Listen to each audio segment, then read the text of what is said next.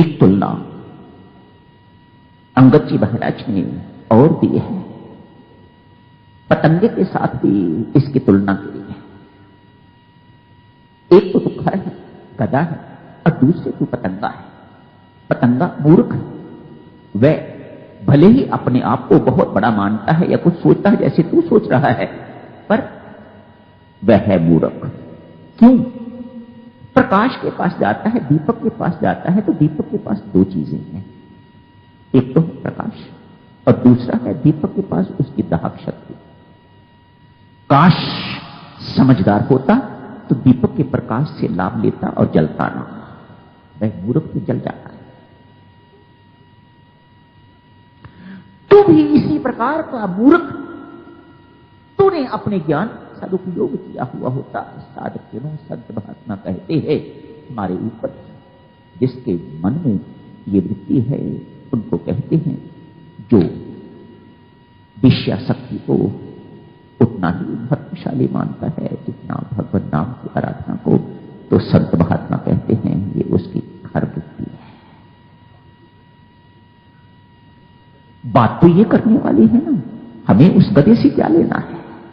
हमें तो इससे लेना है जो बात, जो निष्कर्ष उन्होंने निकाला है रावण की बात बता के।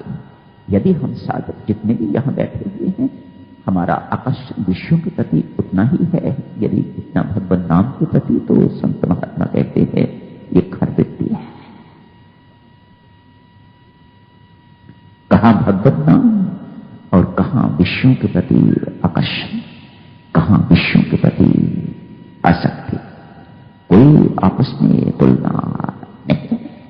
यदि आप समझो कि एक जैसे हैं, तो संत महात्मा कहते हैं कि भाई ये खर वृत्ति है, साधक के अंदर नहीं होनी चाहिए। इतनी ही बात के लिए ये खर वृत्ति की आज चर्चा आपकी सेवा में रखी गई। दूसरी वृत्ति है दूषण, पर दोष देखने वाला, ये दूषण वृत्ति है। मुझे कोई ऐसा दिखाई ही नहीं देता जो इस प्रकार का हो, जो ऐसा साधक हो जिसमें ये दूषण वृत्ति ना हो। एक बड़ी गंभीर समस्या है इसके साथ।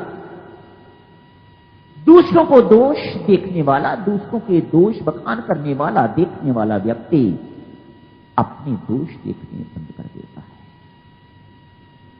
यदि ये बात साफ जुड़ी रहती, दूसरों को बेशक भाई देखता रहे लेकिन अपने भी देखता रहे। सर्वप्रथम तो यही सबसे बड़ा दोष है कि तू दूसरों के दोष देख रहा है। यदि तुझे ये पता रहे तो फिर कोई बात नहीं है। होता यूं है, दूसरों के दोष जब दिखाई देते हैं तो अपने दोष दिखाई देने बंद हो जाते हैं, अपने दोष दिखाई नहीं देते। आज ही आपने पढ़ा है खरदूषण ने पहले 14 राक्षस भेजे हैं और उसके बाद राम का हनन करने के लिए, राम लक्ष्मण का हनन करने के लिए या तीनों का हनन करने के लिए, सीता का नहीं, सीता को तो वह चाहते थे, ले जाना चाहते थे, इन दोनों का हनन करने के लिए 14,000 राक्षस और भेजे। राम अकेले, लक्ष्मण को कह दिया उन्होंने आप पहरे पर रहना, मैं इनके साथ निपटूंगा। खरदूषण भी आ जाएंगे तो चिंता न कर, मैं इन सबके साथ अकेला ही निपटूंगा। 14,000 राक्षस आ गए हैं। जानते हो भगवान ने क्या लीला रची है? 14,000 के 14,000 को राम बना दिया, सबको राम रूप दे दिया। ध्यान देना, दूषण वृत्ति की चर्चा चल रही है। दूषण वृत्ति जो अपनी ओर नहीं देखने देती, सामने वाले तो इनको राम दिखाई देते हैं जो इनके शत्रु हैं। काश इन्हें स्वयं अपना आप भी दिखाई देता कि हम भी वही राम बने हुए हैं जो सामने वाले हैं, तो द्वैत बुद्धि मर गई होती, भेद बुद्धि मर गई होती, सब बच गए होते। अब दूसरों को देख देख के ही ये सारे के सारे 14,000 अपने आप ही मर गए। संत महात्मा कहते हैं जिस साधक के अंदर ये दूषण वृत्ति है वह अपने आप ही मरता जाता है,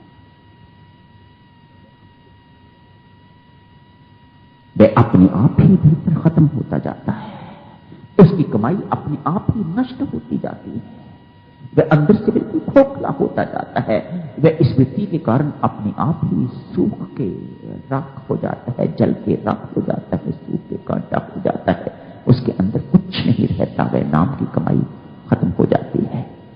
तृष्णा मन की तीसरी वृत्ति है, तृष्णा। इसके बारे में भक्तजनों आप सब लोग जानते हो। तृष्णा अर्थात काम, क्रोध एवं लोभ।